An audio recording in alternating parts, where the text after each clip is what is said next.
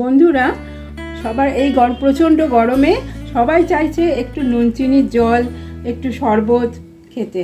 তা আমি আজকে একটু অন্যরকম করে সেটা দেখাবো।